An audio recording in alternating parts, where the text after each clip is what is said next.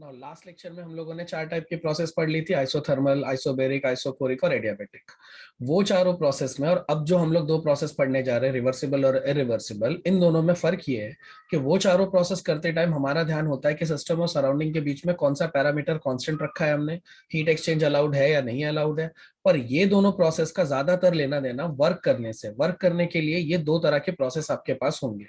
आप या तो किसी सिस्टम पे वर्क रिवर्सिबल तरीके से कर सकते हो, या तो आप इरिवर्सिबल तरीके से कर सकते हो।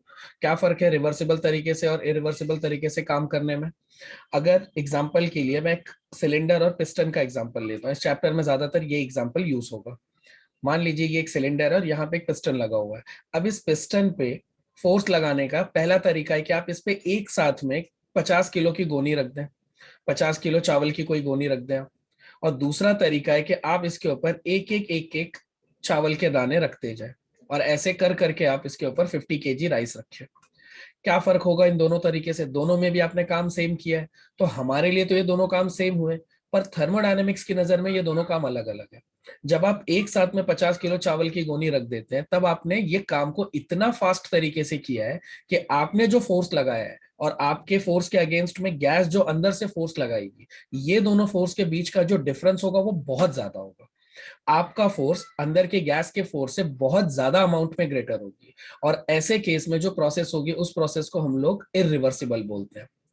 जबकि दूसरे वाले केस में जब आप चावल के एक एक दाने रखते गए और धीरे धीरे करके जब आपने 50 kg का वेट रखा, इस प्रोसेस में आपने वेट जो क्रिएट किया, वो वेट की वजह से आपका force which is your driving force, और उसके अगेंस्ट में लगने वाला जो गैस का फोर्स था, जिसको मैं यहाँ पे अपोजिंग फोर्स बोल रहा हूँ, उन दोनों का जो डिफरेंस था वो बहुत कम था। और जब ड्राइविंग फोर्स और अपोजिंग फोर्स का डिफरेंस बहुत कम होता है, तो थर्मोडायनेमिक्स में हम बोलते हैं कि प्रोसेस रिवर्सिबल तरीके से हो रही है।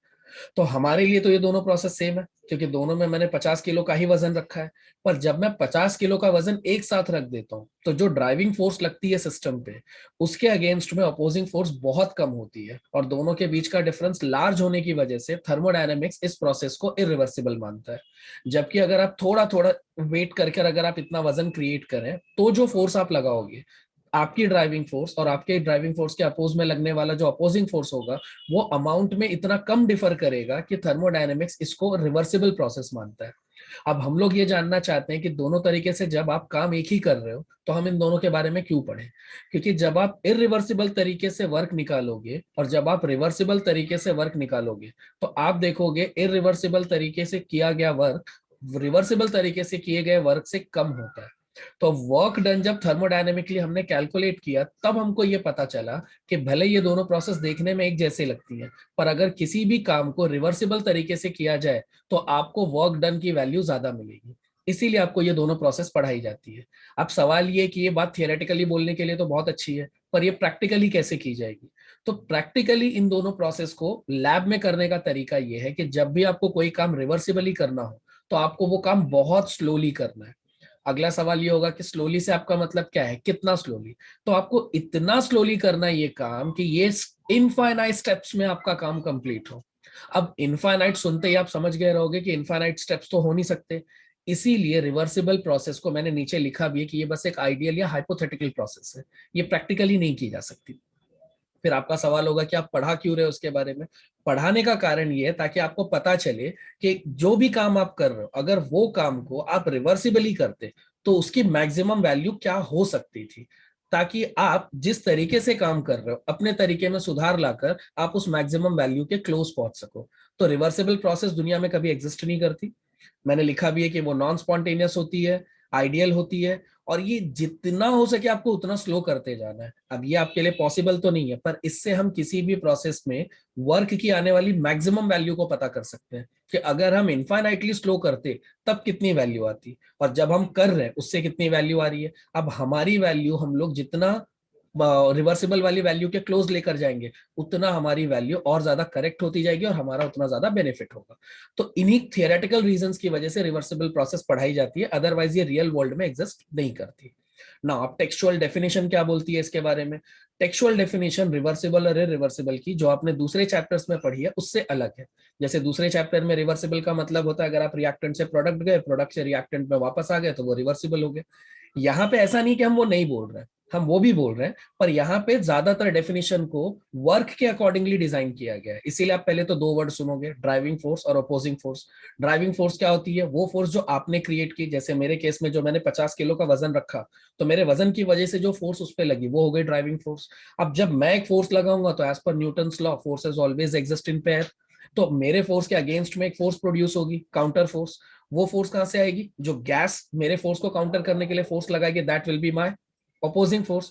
इन दोनों के बीच का अगर डिफरेंस बहुत कम है, एक वर्ड आता है इनफाइनाइटेसिमली वेरी स्मॉल, मतलब बहुत बहुत बहुत कम डिफरेंस है, तो मेरी प्रोसेस रिवर्सिबल हो जाएगी। आपको कोशिश करनी है कि रिवर्सिबल प्रोसेस में ड्राइविंग और अपोजिंग फोर्स एक दूसरे से जितने क्लोज होंगे उतना आपकी प्रोसेस ज्यादा रिवर्सिबल होती जाएगी।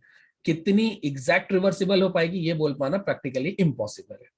पर अगर आप ये सब ना कर कर सीधे सीधे डायरेक्ट ज्यादा अमाउंट ऑफ फोर्स लगा दोगे, तो जो प्रोसेस होगी वो होगी इरिवर्सिबल प्रोसेस। और दोनों प्रोसेस को थियोरेटिकली आप कैसे डिफाइन करोगे? ड्राइविंग एंड अपोजिंग फोर्स के बीच का डिफरेंस बताकर। अगर दोनों फोर्सेस के बीच में डिफरेंस ज्यादा है तो आपकी प्रोसेस नेचुरली इरिवर्सिबल हो जाएगी। और अगर दोनों फोर्सेस के बीच में डिफरेंस इतना कम है कि जिस स्टेज पे चाहूं मैं प्रोसेस को रिवर्स कर लूं, तो हम लोग बोलेंगे कि आपकी प्रोसेस रिवर्सिबल है। इरिवर्सिबल प्रोसेस को इतनी आसानी से रिवर्स नहीं किया जा सकता। रिवर्सिबल वाले को आप रिवर्स कर सकते हो। समझाने के लिए मैं एक एग्जांपल आपको ये भी दे सकता हूँ कि सपोज कीजिए अगर इस पेन पे मैं यहाँ पे एक ड्रॉप पानी रखता हूँ और अगर मैं इसको हल्का सा टिल्ट करता हूँ तो ये पानी नीचे की तरफ फ्लो करेगा। अगर मैं वापस से पेन को स्ट्रेट कर दूं तो वो पानी वापस से वहीं आ जाएगा जहां से वो गया था। डन। अब यहाँ पे सिंस मैंने डिफरेंस ऑफ हाइट बहुत कम क्रिएट किया था, दैट्स व्हाई प्रोसेस को रिवर्स करना आसान था। पर क्या अगर यही पानी मैं झरने से नीचे डाल दूं तो क्या वो वापस से झरने की हाइट पे वापस जा सकता है? तो हम सब जानते हैं कि दोनों जगह में से ये पेन वाले एग्जांपल में पानी रिवर्सिबल तरीके से वापस से वहीं पहुंच जाएगा जहां से आया था, पर झरने में ऐसा नहीं होता। क्या फर्क है? पानी है और हाइट है, फिर भी एक जगह पे रिवर्स हो पा रहा है, दूसरी जगह पे नहीं। दोनों जगह पे हाइट का डिफरेंस मैटर करता है। पेन वाले केस में मैंने हाइट का डिफरेंस इतना कम रखा था कि आप उसको जब चाहे रिवर्स कर सकते हो, जबकि झरने वाले केस में हाइट का डिफरेंस इतना ज्यादा होता है कि आपको उसको रिवर्स करने के लिए एक एक्सटर्नल मशीन पुट करनी पड़ेगी। दैट्स व्हाई हम लोग बोलेंगे कि स्पॉन्टेनियसली अपने आप से तो वो प्रोसेस नहीं होने वाली है, आप भले किसी एक्सटर्नल मशीन से करवा लो। दैट्स व्हाई वो प्रोसेस थर्मोडायनेमिकली इरिवर्सिबल प्रोसेस मानी जाएगी। होपफुली आपको रिवर्सिबल इरिवर्सिबल का डिफरेंस क्लियर हो गया होगा। एग्जाम में इसकी डेफिनेशन पूछी जाएगी और बाद में जो पॉइंट्स मैंने लिखे हुए हैं वो पॉइंट्स आप लोग अपने नॉलेज के लिए याद रखिए, आगे चैप्टर में वो बहुत काम आने वाले। Now after reversible and irreversible process, अब हम लोग पढ़ने जा रहे हैं वर्क। जैसे मैंने अभी बताया कि रिवर्सिबल और इरिवर्सिबल प्रोसेस मैंने पढ़ाया ही आपको इसलिए क्योंकि उनका कनेक्शन कहीं ना कहीं वर्क से है। तो पहले अब हम लोग जानेंगे कि ये वर्क और हीट, ये दोनों के ऊपर अब आगे चल के बहुत डिस्कशन होने वाला है। तो इन दोनों में मेन डिफरेंस क्या है पहले वो देखते हैं। हीट और वर्क, ये आपको ध्यान रखना है कि ये दोनों, मैंने स्टार्टिंग में भी बोला था कि ये एनर्जी नहीं है, ये एनर्जी के फॉर्म्स नहीं है, they are not forms of energy. तो ये है क्या? ये एनर्जी ट्रांसफर के दो तरीके हैं। क्या फर्क है इन दोनों लाइंस में? देखो, जब भी आप सिस्टम को एक स्टेट से दूसरे स्टेट में लेकर जाओगे, अगर सिस्टम मान लीजिए किसी एक स्टेट में है, यहाँ पे वो उसकी एनर्जी E1 है, आप चाहते हो कि वो किसी दूसरे स्टेट में चला जाए, E2 स्टेट में। प्रैक्टिकली अगर आप सुनना चाहते हो तो आप ये भी एग्जांपल ले सकते हो कि सपोज कीजिए आपके पास स्टार्टिंग में आइस है, सॉलिड फॉर्म में वाटर आपके पास है, आप चाहते हो कि वो लिक्विड फॉर्म में कन्वर्ट हो जाए। दोनों जगह सिस्टम का आप क्या बदल रहे हो? स्टेट। आइस वाले स्टेट में वाटर की एनर्जी कुछ और होती है, लिक्विड वाले स्टेट में उसकी एनर्जी कुछ और होती है। तो बेसिकली आप करना क्या चाहते हो? आप सिस्टम के स्टेट में चेंज लाना चाहते हो। कैसे लाओगे आप ये चेंज? आप उसके अंदर हीट या वर्क देकर ये चेंज ला सकते हो। तो हीट और वर्क जब आप सिस्टम के स्टेट में चेंज ला रहे रहोगे, सिर्फ उतने ही ड्यूरेशन में दिखाई देगी। जब तक वो आइस होगा तब तक आप उसका हीट और वर्क नहीं देख सकते, और जब वो लिक्विड वाटर बन जाएगा तब भी आप उसका हीट और वर्क नहीं देख सकते। हीट और वर्क सिर्फ ड्यूरिंग द प्रोसेस आपको दिखाई देंगे। इसीलिए मैं बार बार बोल रहा हूं कि they are not forms of energy, they are modes of energy transfer. Heat and work are modes of energy transfer. ये सिर्फ एनर्जी ट्रांसफर के तरीके हैं। ये वो दो मेथड्स हैं जिसके थ्रू आप किसी भी सिस्टम की एनर्जी को एक जगह से दूसरी जगह ट्रांसफर कर सकते हैं ना। अब इन अगर ये दोनों के दोनों एनर्जी ट्रांसफर के मोड्स ही हैं तो इन दोनों में क्या डिफरेंस है, वो डिफरेंस मैंने नीचे लिखा है। पीडीएफ में शायद मिसप्रिंट हो गया था, वर्क की जगह मैंने हीट लिख दिया था, हीट की जगह मैंने वर्क लिख दिया था। तो वो आप लोग देख लेना, अगर ऐसा लिखा हुआ है तो it is correct, if it is not like that तो आप उसको करेक्ट कर लेना। फर्स्ट कॉलम में मैंने वर्क के बारे में लिखा है। नाउ वर्क और हीट के बीच में डिफरेंस क्या है? Work ordered modes of energy transfer है। जब भी आप किसी सिस्टम पे एनर्जी ट्रांसफर वर्क के थ्रू करते हो, आप उसके ऊपर काम करते हो और फिर उसकी एनर्जी को आप ट्रांसफॉर्म करते हो, तो ये हमेशा ऑर्डरली ट्रांसफर होती है। जैसे अगर आपके पास कोई एक सिस्टम है, आप इसके ऊपर कोई भी काम करो, फॉर एग्जांपल आपने इसके ऊपर फोर्स अप्लाई कर दिया। जब आप फोर्स अप्लाई करोगे तो आपकी फोर्स पहले सरफेस मॉलिक्यूल को मिलेगी, वो सरफेस मॉलिक्यूल वो फोर्स दूसरे मॉलिक्यूल में ट्रांसफर करेगा, वो मॉलिक्यूल तीसरे मॉलिक्यूल में ट्रांसफर करेगा। इस तरह से आपका जो ड्राइविंग फोर्स था वो सिस्टमैटिकली एक ऑर्डर्ड फैशन में एक जगह से दूसरी जगह तक ट्रांसफर हो जाएगा। पर अगर यही काम आप हीट के थ्रू करते, अगर आप इसी चीज की एनर्जी को हीट के थ्रू बदलते, तो फिर ये बोलना मुश्किल है कि अगर पहले मॉलिक्यूल को हीट मिल गई तो वो अब पहले से कहां जाएगी। ये जरूरी नहीं कि वो पहले से दूसरे पे जाए, दूसरे से तीसरे पे जाए। तो heat disordered modes of energy transfer है। अगर आप हीट के थ्रू कहीं भी एनर्जी का ट्रांसफर कर रहे हो तो वहां पे आपको कभी भी ऑर्डर एक्सपेक्ट नहीं करना है। ऑर्डर आप सिर्फ वर्क के थ्रू ही एक्सपेक्ट कर सकते हो, क्योंकि वर्क के थ्रू जब भी आप एनर्जी ट्रांसफर करोगे, जो भी एनर्जी ट्रांसफर हो रही होगी वो मॉलिक्यूल बाय मॉलिक्यूल लाइन से ट्रांसफर होती है। तो ये पहला डिफरेंस हो गया वर्क और हीट में, that work is a ordered mode of energy transfer whereas heat is a disordered mode of energy transfer. Heat के थ्रू जब भी आप एनर्जी ट्रांसफर करोगे, एनर्जी रैंडमली ट्रांसफर होगी। कोई नहीं बता सकता, कोई प्रेडिक्ट नहीं कर सकता कि उसका डायरेक्शन क्या होगा, जबकि वर्क के थ्रू आप डायरेक्शन प्रेडिक्ट कर सकते हो। नेक्स्ट, अगर आप वर्क के थ्रू एनर्जी ट्रांसफर कर रहे हो तो आपके पास फोर्स और डिस्प्लेसमेंट होनी चाहिए, क्योंकि फोर्स और डिस्प्लेसमेंट के थ्रू ही आप वर्क करके एनर्जी ट्रांसफर कर सकते हो। हीट के टाइम पे आपके सिस्टम और सराउंडिंग के बीच में टेम्परेचर का डिफरेंस होना बहुत जरूरी है। अगर आपके सिस्टम और सराउंडिंग का टेम्परेचर सेम है, सिस्टम का टेम्परेचर मान लीजिए T1 है, अगर सराउंडिंग का टेम्परेचर भी T1 है, तब आप हीट के थ्रू एनर्जी ट्रांसफर नहीं कर सकते। तो हीट के थ्रू एनर्जी ट्रांसफर सिर्फ तभी पॉसिबल है जब सिस्टम और सराउंडिंग में टेम्परेचर का डिफरेंस हो। तो ये दूसरा डिफरेंस है हीट और वर्क के बीच में। वर्क के थ्रू एनर्जी ट्रांसफर करने के लिए आपके पास फोर्स और डिस्प्लेसमेंट होनी चाहिए, जबकि हीट के थ्रू एनर्जी ट्रांसफर करने के लिए आपके टेम्परेचर ऑफ सिस्टम और टेम्परेचर ऑफ सराउंडिंग में डिफरेंस होना चाहिए। थर्ड है, work is a mode of mechanical energy transfer. अगर आपको कोई भी एनर्जी मैकेनिकली ट्रांसफर करनी है तब आप वर्क के थ्रू ट्रांसफर करोगे, जबकि अगर आपको कोई भी एनर्जी थर्मली ट्रांसफर करनी है तब आप हीट के थ्रू ट्रांसफर करोगे। इसके ऊपर आपके बोर्ड एग्जाम में कोई क्वेश्चन नहीं आएगा, पर आगे का चैप्टर समझने के लिए आपको इन दोनों में डिफरेंस पता होना चाहिए। तो ये आपके एग्जाम का क्वेश्चन तो नहीं है, पर जो आप अभी पढ़ने जा रहे हो वो अगर आप अच्छे से समझना चाहते हो तो आपको ये 3 पॉइंट हीट और वर्क के बारे में पता होने चाहिए। Now our next question is, ये मैंने लिख कर ही रखा है कि ये एक एक्स्ट्रा एज है, अगर आप पढ़ लोगे तो ये आपको आगे का चैप्टर समझने में बहुत ज्यादा काम करेगी। हार्डली 1 मिनट लगेगा, मैं फटाक से इसको कंप्लीट कर देता हूँ। दो टाइप के वर्क हो सकते हैं, एक non PV type of work और एक पीवी टाइप ऑफ वर्क। आपके चैप्टर में 12th स्टैंडर्ड में सिर्फ पीवी टाइप ऑफ वर्क दिया हुआ है। PV type of non PV type में फर्क ही यही है, जो नाम है वही उसका आंसर भी है। नॉन पीवी टाइप से मेरा मतलब है जिसमें प्रेशर और वॉल्यूम इन्वॉल्व नहीं है, और पीवी टाइप से मेरा मतलब है जिसमें प्रेशर और वॉल्यूम इन्वॉल्व है। आप पूरे चैप्टर में जिस वर्क के बारे में पढ़ोगे उसमें प्रेशर और वॉल्यूम इन्वॉल्व है। ऐसे टाइप के वर्क को हम लोग मैकेनिकल वर्क बोलते हैं। जबकि जो दूसरा वर्क होता है non PV type of work, ये आपने इलेक्ट्रोकेमिस्ट्री में देखा होगा, अगर आप लोगों ने पढ़ लिया होगा तो वहां पे इलेक्ट्रिकल वर्क का फॉर्मूला आता है। तो इलेक्ट्रिकल वर्क जो है वो नॉन पीवी टाइप में आता है, क्योंकि वहां पे आप पीवी टाइप प्रेशर और वॉल्यूम का वहां पे कोई लेना देना नहीं है। फॉर्मूले में जो Q इंटू वी मैंने लिखा है वो वी पोटेंशियल डिफरेंस को रिप्रेजेंट कर रहा है।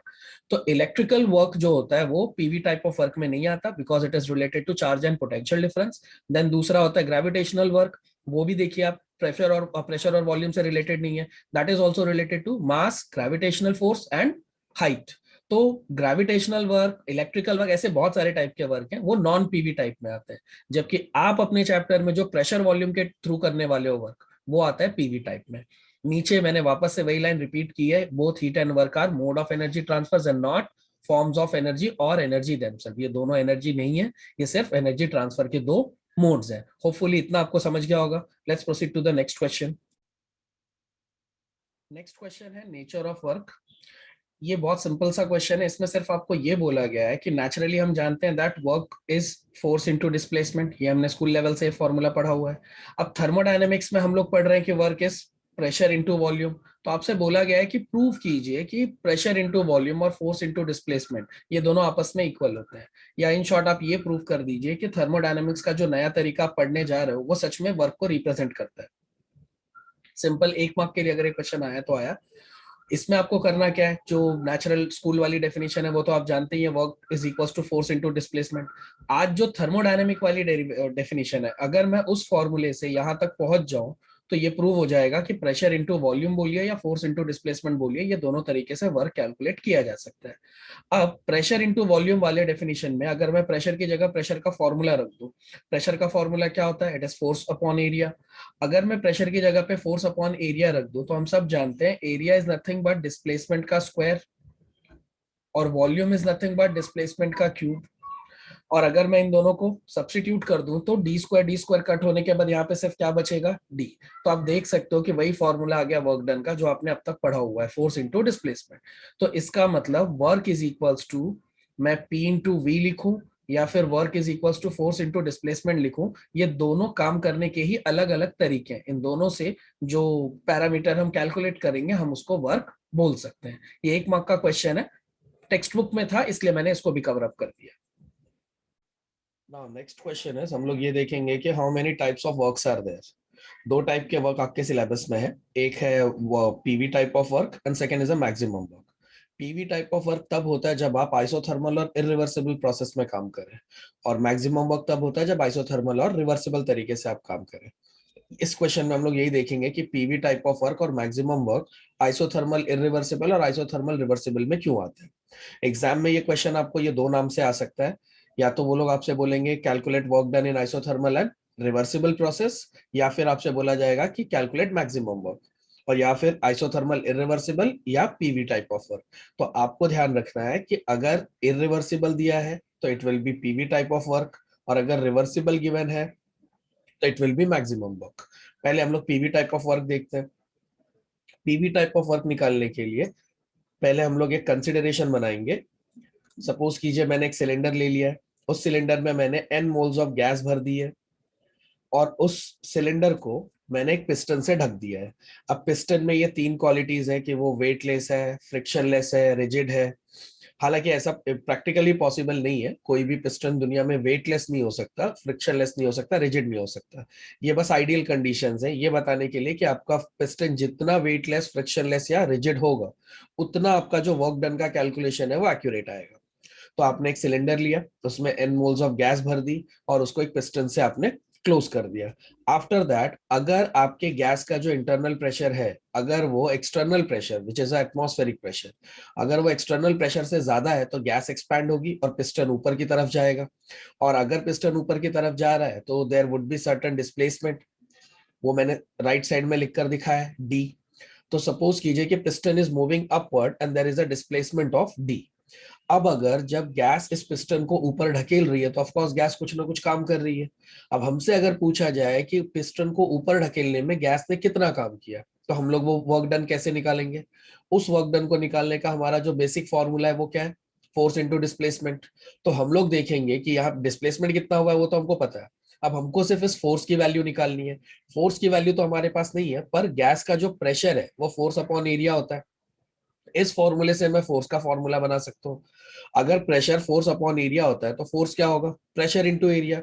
अगर मैं फोर्स की जगह पे ये प्रेशर इंटू एरिया यहाँ पे पुट कर दूं तो मैं वर्क डन इजीली कैलकुलेट कर सकता हूँ। अब आप लोग देखेंगे कि जब मैंने force equals to pressure pressure into area put किया है तो वहां पे एक नेगेटिव साइन है और पी के नीचे EXT लिखा हुआ है। नेगेटिव साइन इसलिए है क्योंकि मैं ये शो करना चाहता हूँ कि जो भी इस केस में वर्क डन हो रहा है वो वर्क डन गैस के थ्रू हो रहा है।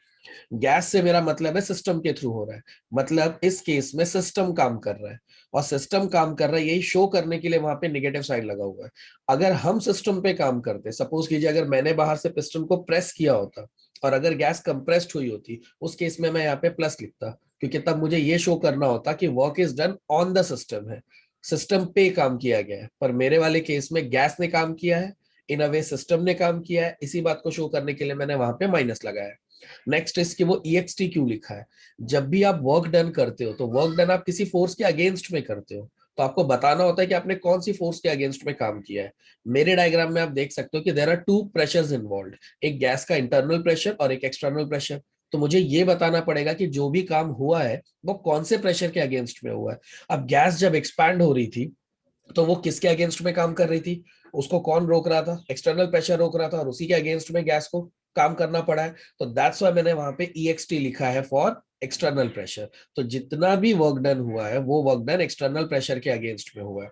नेक्स्ट इज कि जब मैं force is equals to pressure into area put करूंगा, तो एरिया इंटू डिस्प्लेसमेंट हमारा चेंज इन वॉल्यूम होता है। अगर आप किसी भी डायग्राम में एरिया इंटू डिस्प्लेसमेंट करेंगे तो आपको ये पता चल जाएगा कि वहां पे वॉल्यूम में कितना चेंज आया है। ये एक जनरल फॉर्मूला है ज्योमेट्री का, ये आप रियल लाइफ में भी यूज कर सकते हो। तो एरिया इंटू डिस्प्लेसमेंट को मैं क्या लिख सकता हूँ, चेंज इन वॉल्यूम। और इस तरीके से मुझे यहाँ पे गैस ने कितना काम किया है उसका फॉर्मूला मिल गया। क्या आएगा मेरा formula, W is equals to minus P external into delta V. Minus इसलिए क्योंकि सिस्टम ने काम किया है, मैं ये शो करना चाह रहा हूँ। PEXT मैंने इसलिए लिखा है ताकि लोगों को पता रहे कि किसके अगेंस्ट में काम हुआ है। और फाइनली डेल्टा वी कहां से आया, जब भी गैस एक्सपैंड होगी तो वो सर्टेन वॉल्यूम चेंज करेगी, तो वहां से वो डेल्टा वी आया। तो full formula is delta W is equals to minus P external into delta V. अब नीचे मैंने वो नेगेटिव साइन का सिग्निफिकेंस बताया क्योंकि एग्जाम में आपसे ये डेरिवेशन के साथ साथ नेगेटिव साइन का सिग्निफिकेंस पूछा जा सकता है, वो एक मार्क के लिए अलग से पूछा जाएगा। तो आप इसके दो सिग्निफिकेंस बता सकते हो। एक की नेगेटिव साइन हमने इसलिए लगाया क्योंकि हम ये शो करना चाहते थे that work is done by the gas है। सेकेंड, अगर गैस काम कर रही है ऑफ कोर्स उसकी इंटरनल एनर्जी कम हुई होगी क्योंकि हमने तो गैस को कोई भी एनर्जी प्रोवाइड नहीं की है। तो जो कुछ भी काम हुआ है वो किसके थ्रू हुआ है, गैस की इंटरनल एनर्जी के थ्रू। तो गैस की इंटरनल एनर्जी डिक्रीज हो गई है, ये नेगेटिव साइन स्पेसिफाई करता है। तो नेगेटिव साइन के दो मतलब है, एक कि work done by the gas हुआ है या बाय द सिस्टम हुआ है, और दूसरा कि इस पूरे वर्क डन में गैस की इंटरनल एनर्जी कम हुई है। तो ये आपका पहला डेरिवेशन था जिसको हम लोग पीवी टाइप ऑफ वर्क बोलते हैं। पीवी टाइप ऑफ वर्क कब होता है, आइसोथर्मल इरिवर्सिबल केस में। नेक्स्ट हम लोग देखेंगे कि अगर आइसोथर्मल रिवर्सिबल केस होता तब वर्क डन कैसे होता और कितना होता।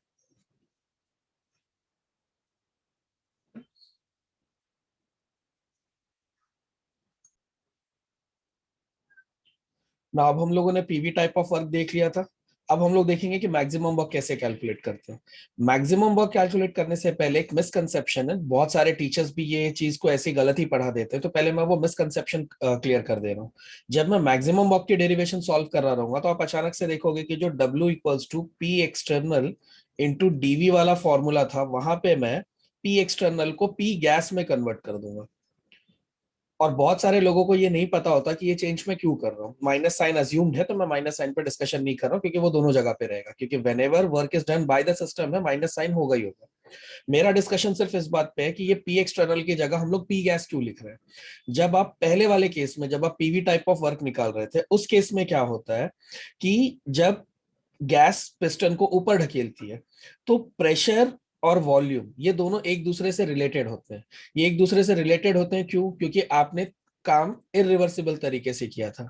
अगर आपने काम इरिवर्सिबल तरीके से किया था तो जो पी एक्सटर्नल होगा वो और पी इंटरनल, ये दोनों में बहुत ज्यादा डिफरेंस होगा ना। हम लोगों ने पीवी टाइप ऑफ वर्क निकाल लिया है which is done in isothermal and irreversible process. अब हम लोग कैलकुलेट करेंगे मैक्सिमम वर्क। अब मैक्सिमम वर्क निकालने से पहले मैं आप लोगों को वर्क डन से रिलेटेड एक कंफ्यूजन है, पहले वो क्लियर कर देता हूँ। वर्क डन का जो बेसिक फॉर्मूला है that formula is negative of P external into DV, और इसमें ये जो इंटीग्रेशन का साइन है ये वॉल्यूम के लिए है।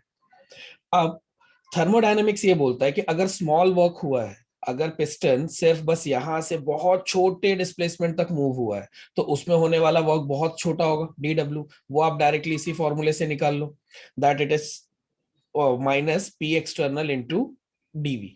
इसमें आपको इंटीग्रेट करने की जरूरत नहीं है। पर अगर लार्ज चेंज हुआ है वॉल्यूम में, तो थर्मोडायनेमिक्स का ये बोलना है कि ये इतने ज्यादा वॉल्यूम चेंज को एक बार में कैलकुलेट करने की जगह आप पहले इतना वॉल्यूम चेंज का वर्क डन निकाल लीजिए, फिर इतने वॉल्यूम चेंज का वर्क डन निकाल लीजिए, फिर इतने का निकाल लीजिए, और एट लास्ट ये सारे वर्क डन को आप इंटीग्रेट कर दीजिए, तो जाके आपको टोटल वर्क डन मिल जाएगा जो कि सबसे मैक्सिमम वैल्यू होगी वर्क डन की।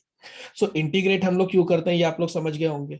पर ये फॉर्मूला जब आप पीवी टाइप ऑफ वर्क में लगाएंगे और मैक्सिमम वर्क में लगाएंगे तो आप देखेंगे कि ये दोनों फॉर्मूले में पी एक्सटर्नल की जगह एक बार पी गैस लिखा होता है और एक बार पी एक्सटर्नल लिखा होता है। लेट्स चेक कि ऐसा क्यों होता है। पहले मैंने आप लोगों को जो अभी तक पढ़ाया है वो है इरिवर्सिबल केस। इरिवर्सिबल केस में जो फॉर्मूला लगा वो था W is equals to minus, original formula तो यही था, पी एक्सटर्नल इंटू डीवी। यहाँ से V1 टू V2 मुझे इंटीग्रेट करना था, पर आप लोगों ने देखा कि मैंने इंटीग्रेट किया नहीं। वो इंटीग्रेट मैंने इसलिए नहीं किया क्योंकि अगर प्रोसेस इरिवर्सिबल है तो इंटरनल प्रेशर और एक्सटर्नल प्रेशर इन दोनों के बीच का जो डिफरेंस है that would be very large.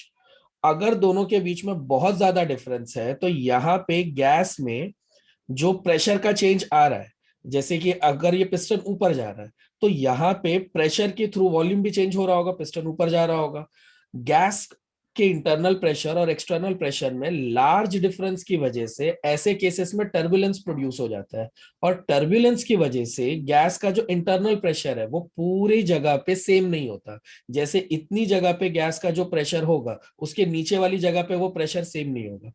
ऐसा इसलिए क्योंकि टर्बुलेंस की वजह से पिस्टन के सरफेस पे गैस जितना प्रेशर लगा रही होगी वो बहुत ज्यादा होगा कंपेयर टू नीचे की साइड में। यहाँ पे प्रेशर कम होगा और पिस्टन पे लगने वाला प्रेशर ज्यादा होगा।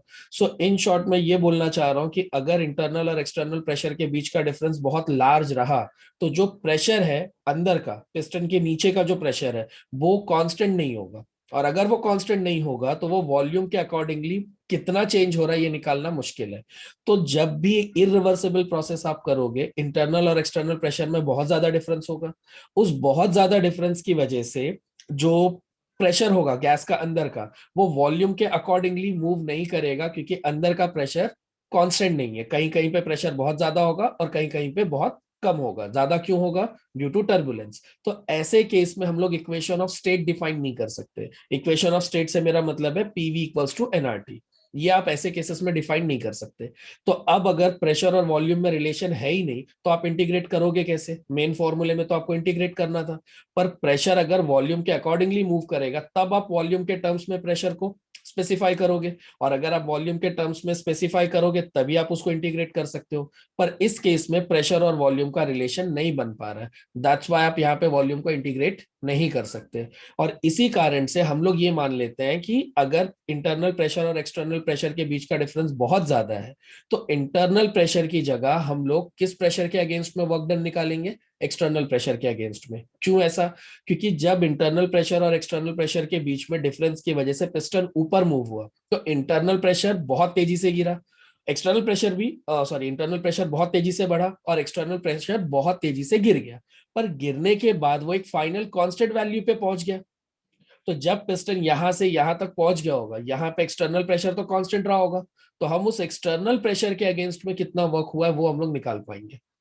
इंटरनल प्रेशर के थ्रू मैं वर्क इसलिए नहीं निकाल पा रहा हूं क्योंकि अभी अभी मैंने समझाया अंदर टर्बुलेंस होगा, टर्बुलेंस की वजह से प्रेशर और वॉल्यूम में डायरेक्ट रिलेशन नहीं बनेगा। सिंस डायरेक्ट रिलेशन नहीं बनेगा दैट्स व्हाई मैं वॉल्यूम को इंटीग्रेट नहीं कर पाऊंगा, क्योंकि यहाँ पे मुझे प्रेशर को किसके टर्म्स में कन्वर्ट करना था? वॉल्यूम के टर्म्स में, और फिर उसको इंटीग्रेट करना था। बट जब दोनों में कोई रिलेशन ही नहीं है तो मैं ऐसा कर नहीं पाऊंगा। इसी की जगह अगर मैं रिवर्सिबल केस में चला जाऊं तो रिवर्सिबल केस में हम सब जानते हैं कि इंटरनल प्रेशर और एक्सटर्नल प्रेशर के बीच का जो डिफरेंस होगा वो बहुत स्मॉल होगा। हम मान लेते हैं कि वो डीपी के बराबर है। नाउ सिंस इन दोनों के बीच का डिफरेंस जो बहुत स्मॉल है तो मैं इंटरनल प्रेशर को एक्सटर्नल प्रेशर के बराबर ही मान सकता हूँ।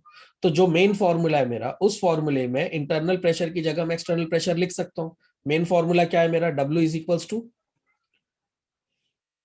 Equals to integration of P external into dV, integration of V integration from V1 to V2, यही है मेरा फॉर्मूला। अब इसमें अगर मैं P एक्सटर्नल लिखूं या फिर उसकी जगह पे मैं P ऑफ गैस लिख दूं कोई फर्क नहीं पड़ता क्योंकि दोनों अप्रोक्सीमेटली इक्वल होंगे। मुझे कैसे पता कि दोनों अप्रोक्सीमेटली इक्वल होंगे? क्योंकि प्रोसेस रिवर्सिबल है, और अगर प्रोसेस रिवर्सिबल है तो दोनों के बीच में बहुत कम डिफरेंस होगा, लगभग लगभग ना के बराबर, तभी तो प्रोसेस रिवर्सिबल हो सकती है।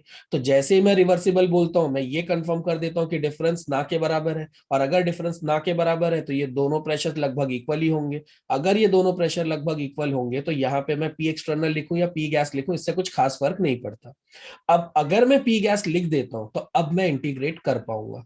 क्यों? क्योंकि अगर आप पी गैस लिख देते हो तो पी गैस को आप आगे चल के आइडियल गैस इक्वेशन के थ्रू वॉल्यूम के टर्म्स में लिख पाओगे, और अगर आप पी गैस को वॉल्यूम के टर्म्स में लिख लेते हो तो फिर अब आप वॉल्यूम का इंटीग्रेशन कर पाओगे, जो कि इरिवर्सिबल वाले केस में पॉसिबल नहीं था।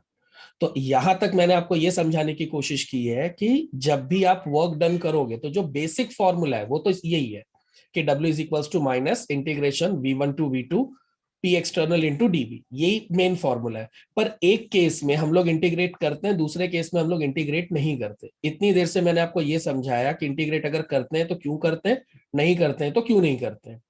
बॉटम लाइन रिवीजन के तौर पे मैं आपको ये बोलूंगा कि ये मेन फॉर्मूला है वर्क डन का। अब इरिवर्सिबल के केस में हम लोग ये फॉर्मूला इसलिए यूज नहीं करते क्योंकि डिफरेंस इतना ज्यादा होता है गैस के प्रेशर में और इंटरनल प्रेशर में, कि जो गैस का प्रेशर होता है वो जैसे ही बढ़ता है, अंदर गैस का प्रेशर सब जगह सेम नहीं होता, क्योंकि सडनली उसमें इतना इंक्रीज आ जाता है कि गैस के अंदर टर्बुलेंस प्रोड्यूस हो जाती है, और टर्बुलेंस की वजह से पूरे जो पिस्टन के नीचे का एरिया है उसमें हर जगह गैस का प्रेशर सेम नहीं होता।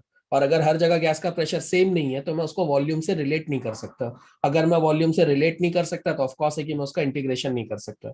अब अगर कोई ये पूछे कि सर लेकिन इंटीग्रेशन तो प्रेशर का करना था, आपको प्रेशर का इंटीग्रेशन नहीं करना था, वॉल्यूम का इंटीग्रेशन करना था। आप देख सकते हो कि इंटीग्रेशन की लिमिट्स में मैंने V1 टू V2 लिखा है। तो आगे चल के मैं इस प्रेशर को किसमें कन्वर्ट करने वाला था, एनआरटी बाय वी में। पर इरिवर्सिबल वाले केस में मैं ऐसा नहीं कर सकता। क्यों नहीं कर सकता? बिकॉज प्रेशर और वॉल्यूम का जो रिलेशन है वो एक दूसरे से वैसा ही नहीं है जैसा कि होना चाहिए। दोनों एक दूसरे से डायरेक्टली रिलेट नहीं कर पा रहे। क्यों नहीं रिलेट कर पा रहे? Due to turbulence. और ये सारा प्रॉब्लम रिवर्सिबल वाले केस में नहीं आता। रिवर्सिबल वाले केस में इंटरनल और एक्सटर्नल प्रेशर एक दूसरे के इतने क्लोज होते हैं कि वो दोनों अप्रोक्सीमेटली एक दूसरे के बराबर ही होते हैं। तो वहां पे मैं पी एक्सटर्नल की जगह पे पी इंटरनल लिख सकता हूँ, और पी इंटरनल को मैं इक्वेशन ऑफ स्टेट के फॉर्म में लिख सकता हूँ। इक्वेशन ऑफ स्टेट से मेरा मतलब है आइडियल गैस के स्टेट में लिख सकता हूँ उसको मैं। और अगर मैं उसको आइडियल गैस के तरीके से लिख सकता हूँ तो फिर मैं उसको इंटीग्रेट कर पाऊंगा। तो ये कारण है कि एक डेरिवेशन में आप देखते हो कि हम लोग इंटीग्रेट नहीं करते हैं, दूसरे वाले में हम इंटीग्रेट करते हैं। मैंने स्टार्टिंग में ये भी समझा दिया था कि इंटीग्रेट करते ही क्यों हो। अगर आप सिर्फ छोटा सा वर्क निकाल रहे हो फिर तो आपको दोनों भी केसेस में इंटीग्रेट करने की जरूरत नहीं है। अगर पिस्टन बहुत हल्का सा मूव हुआ है, और अगर बहुत हल्का सा मूव हुआ है तो बहुत कम वॉल्यूम में चेंज आया होगा, बहुत कम वॉल्यूम में चेंज आया होगा तो बहुत कम वर्क हुआ होगा। उस केस में आपको दोनों भी प्रोसेस में इंटीग्रेट करने की जरूरत नहीं है। तो इंटीग्रेट करने का सवाल ही तब उठेगा when there is a large change. क्योंकि लार्ज चेंज है तो थर्मोडायनेमिक्स बोलता है कि उसको एक बार में ही आप मेजर मत करो। अगर वॉल्यूम में बहुत ज्यादा चेंज आया है तो उस लार्ज वॉल्यूम चेंज को आप छोटे छोटे वॉल्यूम चेंज में डिवाइड कर लो, और हर छोटे वॉल्यूम चेंज का एक एक वर्क निकाल लो, और फिर वो सारे वर्क डन को आप इंटीग्रेट कर दो। तो ये याद रखना कि इंटीग्रेशन का टर्म हम लोग स्टार्ट ही तब करेंगे when there is a large change. अगर स्मॉल चेंज है तो वो तो सीधे सीधे W equals to minus P delta V से डायरेक्ट आ जाएगा आंसर।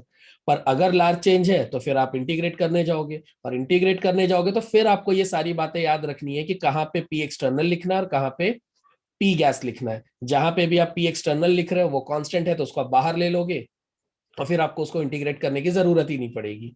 ये जो मैंने अभी थोड़ी देर पहले बोला था कि अगर ये फॉर्मूला है पी एक्सटर्नल इंटू डीवी, और इरिवर्सिबल वाले केस में पी एक्सटर्नल के अगेंस्ट में हम कर रहे हैं जो कि कांस्टेंट है, तो इसको हम बाहर ले लेते हैं। और से फिर इंटीग्रेशन फिर किसका करना पड़ेगा? वॉल्यूम का। और अगर आप वॉल्यूम का इंटीग्रेशन करोगे तो पी एक्सटर्नल इंटू यहाँ पे क्या आएगा, V2 माइनस V1, जिसको आगे चल के आप लिख सकते हो पी एक्सटर्नल डेल्टा वी। तो यहाँ पे आप देख रहे हो कि पी एक्सटर्नल को इंटीग्रेट करना ही नहीं पड़ा, मैंने उसको बाहर निकाल लिया है। ऐसा सिर्फ इसलिए करना पड़ा क्योंकि दोनों के बीच में गैप बहुत ज्यादा था, गैप बहुत ज्यादा था तो टर्बुलेंस आ गई, और प्रेशर को मैं वॉल्यूम के टर्म्स में नहीं लिख पाया। अगर लिख पाता तो यहाँ पे भी इंटीग्रेशन होता। तो PV type of work directly इसलिए ऐसा होता है, और अभी मैक्सिमम वर्क में आपको निकालना सिखा रहा हूँ। बस ये एक पॉइंट है, मोस्ट ऑफ द टीचर्स को भी ये पॉइंट नहीं पता होता, तो आप लोग ये बात का ध्यान रखना। अब मैक्सिमम वर्क की डेरिवेशन कर लेते हैं। मैक्सिमम वर्क की डेरिवेशन वैसे ही शुरू होगी। पहले हम लोग एक सिलेंडर कंसीडर करेंगे। सिलेंडर के अंदर n moles of gas, then we will fit it with a piston जो कि वेटलेस होगा, फ्रिक्शनलेस होगा, रिजिड होगा। जितना हो सके उतना हम ट्राई करेंगे कि वो वेटलेस हो, फ्रिक्शनलेस हो, और उतना ज्यादा रिजिड हो। बाद में जो वर्क डन है उसका मैंने मेन फॉर्मूला लिखा है कि वर्क डन का जो फॉर्मूला हमने पढ़ा है that is minus P external into dV. Now since reversible तरीके से हम लोग काम करने जा रहे हैं, तो रिवर्सिबल तरीके से जब आप काम करोगे तो इंटरनल गैस और एक्सटर्नल गैस के बीच का जो डिफरेंस होगा, मैंने थोड़ी देर पहले बोला कि वो बहुत कम होगा। तो मान लीजिए कि दोनों के बीच में बस एक डीपी अमाउंट का डिफरेंस है। अब इससे अगर मैं पी एक्सटर्नल निकालना चाहूँ, पी गैस को मैं इस साइड भेज देता हूँ, तो पी एक्सटर्नल का फॉर्मूला क्या बन जाएगा? P gas minus DP. अब पी एक्सटर्नल की जगह अगर मैं ये यहाँ पे पुट कर दूं तो ये फॉर्मूला आ जाएगा मेरे पास। अब डीवी को मैं एक बार पी गैस से मल्टीप्लाई कर दे रहा हूं और डीपी से भी मल्टीप्लाई कर दे रहा हूं, तो मुझे नीचे क्या मिल जाएगा? डीवी इंटू पी गैस और डीवी इंटू डीपी। डीपी और डीवी ये दोनों के दोनों बहुत स्मॉल है, डी लगा हुआ है, डी हम लोग वेरी स्मॉल के लिए यूज करते हैं। तो डीपी बहुत स्मॉल प्रेशर है, डीवी बहुत स्मॉल चेंज इन वॉल्यूम है, तो हम लोग ये मान सकते हैं कि दोनों के मल्टीप्लाई करने से जो आंसर आएगा वो आंसर भी बहुत छोटा होगा, और since that answer will be very small that's why we can neglect it. तो अगर इस मेन इक्वेशन से डीपी और डीवी को मैं निग्लेक्ट कर दूं तो जो बचेगा वो होगा d W is equal to minus P gas into dV. अब ये जो फॉर्मूला है उसमें नोटिस करो, जो अभी अभी मैंने आपको बताया था कि यहाँ पे पी गैस देख रहे हो आप, अगर ये पी गैस दिख रहा है तो आप इसको इक्वेशन ऑफ स्टेट के फॉर्म में लिख सकते हो। इक्वेशन ऑफ स्टेट के फॉर्म में लिखने से मेरा बार बार मतलब बस ये है कि अब आप प्रेशर को वॉल्यूम के टर्म्स में एक्सप्रेस कर सकते हो, और अगर आप प्रेशर को वॉल्यूम के टर्म्स में एक्सप्रेस कर सकते हो तो आप इंटीग्रेट कर सकते हो। प्रीवियस वाले डेरिवेशन में हम लोग इंटीग्रेट नहीं कर पाए थे, पर अब हम लोग इंटीग्रेट कर सकते हैं, क्योंकि सिंस वॉल्यूम में चेंज इतना कम है और इंटरनल प्रेशर और एक्सटर्नल प्रेशर का जो डिफरेंस है वो बहुत कम है। सिंस इंटरनल प्रेशर में बहुत कम डिफरेंस आया है तो जो पूरा गैप होगा उसमें इंटरनल प्रेशर लगभग लगभग बराबर ही होगा और वो वॉल्यूम के अकॉर्डिंगली वेरी करेगा। इसी कारण से यहाँ से हम लोग अब इंटीग्रेट कर सकते हैं। So now let's integrate the given equation. Integrate करने के लिए जब वॉल्यूम V1 था वहां से लेके जब वो फाइनली V2 हो गया वहां तक के पूरे वॉल्यूम को मैं इंटीग्रेट करने जा रहा हूँ। जब वॉल्यूम V1 था तब वर्क डन 0 रहा होगा क्योंकि प्रोसेस जस्ट स्टार्ट हुई थी, और जब वॉल्यूम अपने V2 लेवल पे पहुंच जाएगा तब वर्क अपने मैक्सिमम लेवल पे होगा।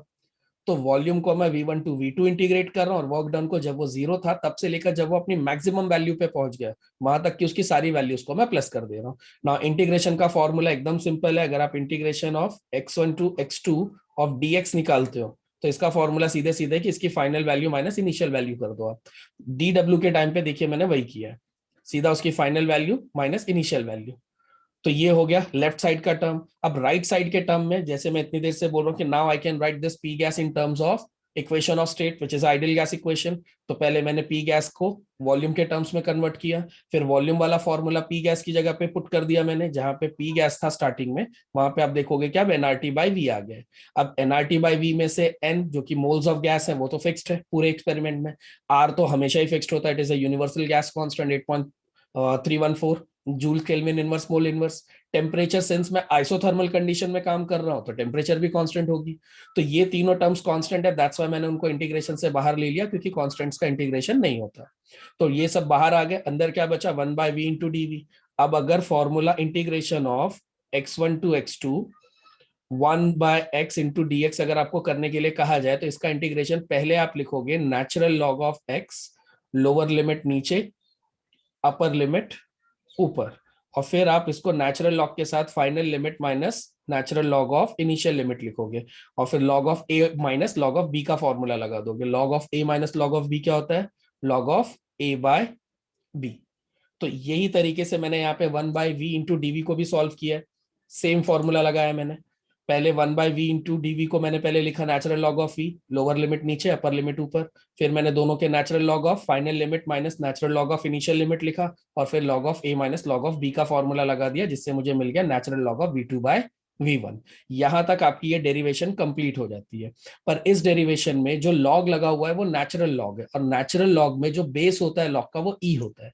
हमारा जो लॉग टेबल है जो हम लोग यूज करते हैं उसमें बेस 10 होता है, तो हमको ये बेस ई से बेस 10 में कन्वर्ट करना पड़ेगा, जिसके लिए ये कांस्टेंट होता है, जिससे अगर आप पूरे फॉर्मूले को मल्टीप्लाई कर दो तो आप नेचुरल लॉग की जगह लॉग टू द बेस 10 लिख सकते हो।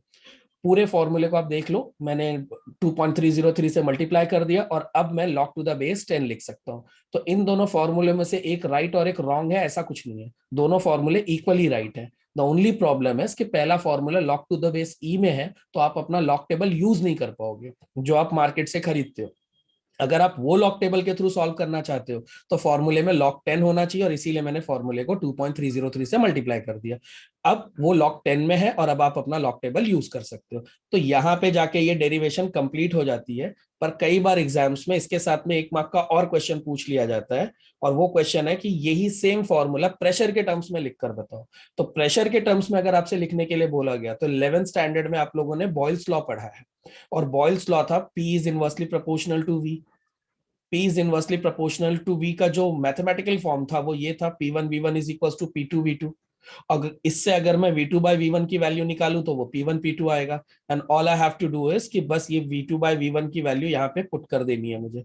सो जैसे मैं ये V2/V1 की वैल्यू यहाँ पुट करूंगा मुझे इसका एक और फॉर्म मिल जाएगा which will be in the terms of pressure. तो सेम वर्क डन का फॉर्मूला मुझे दो फॉर्म में मिल चुका है, एक वॉल्यूम के फॉर्म में और एक प्रेशर के फॉर्म में। दोनों इक्वली राइट है, बस अगर आपके पास वॉल्यूम की वैल्यूज हो तो आप पहला वाला यूज करना, और अगर प्रेशर की वैल्यू हो तो आप दूसरा वाला यूज करना। इस तरीके से जो वर्क आएगा वो मैक्सिमम वर्क होगा। डन, क्योंकि हमने पूरा स्टार्टिंग टू एंड तक की सारी वैल्यूज को इंटीग्रेट करके ये आंसर निकाला है। थियोरेटिकली भी पूछा जाता है कि प्रूव करो कि आइसोथर्मल और रिवर्सिबल केस में वर्क डन मैक्सिमम क्यों होता है, पर अभी वो आपके सिलेबस से निकाल दिया है। तो कभी अगर एनईटी जेई के लेक्चर्स में हम मिले तो वहां पे मैं आपको प्रूफ करके दूंगा कि आइसोथर्मल और रिवर्सिबल केस का जो वर्क होता है वो मैक्सिमम क्यों होता है, और इरिवर्सिबल वाला जो केस होता है वो मैक्सिमम वर्क से कम क्यों होता है।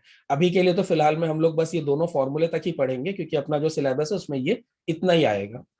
होपफुली आपको ये समझ गया होगा ना। Let's move on to the next question.